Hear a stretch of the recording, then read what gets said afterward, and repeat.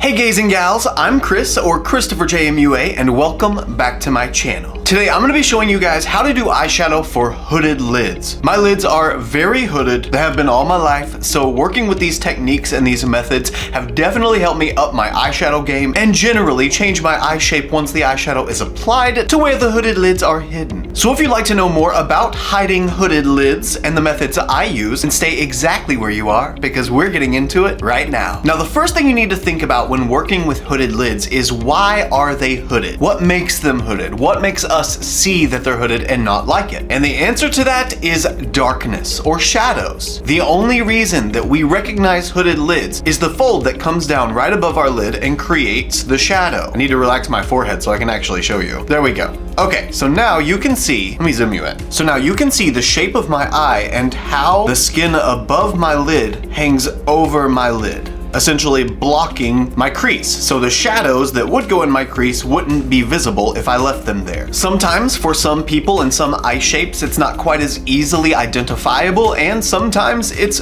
very much identifiable. Sometimes the skin that's above the lid is just very plump and hydrated, we'll say, and likes to hang a little low. I didn't really pick this palette for any specific reason, I just hadn't used it yet, and there's a lot of really pretty shades in here. But the most important thing to remember when choosing an eyeshadow palette to work with hooded lids is variance in range. I recommend having something that's gonna have a light shade on your skin tone, a medium shade on your skin tone, and a deep shade on your skin tone.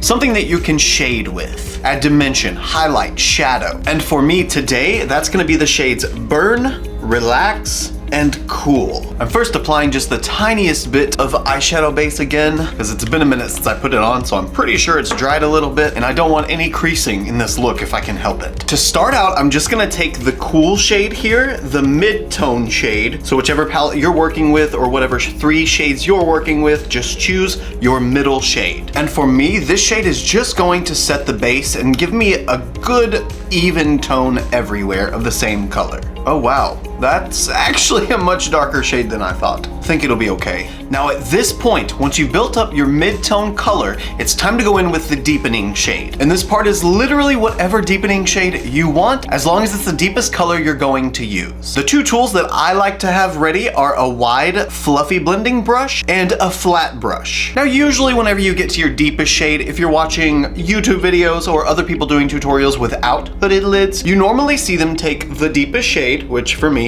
is Burn this time, and typically you see this kind of motion. Brush into the crease, windshield wiper motions, deepen, deepen, windshield, windshield, and boom, there's my darker color. But whenever I open my eyes, let me zoom you in again, but now you'll see when I open my eyes, relax my forehead, and just look at you regularly, that darkness that I added pretty much completely disappears. It doesn't exist anymore. So I still have hooded lids, or you can still see that I have hooded lids. So to fix that, with my eyes open, using the flat brush, and my forehead relaxed, that's the part I've got to remember, because that stretches out your hood. I'm gonna take this Burn shade again, and looking forward, I'm gonna make just a little line right above my lid.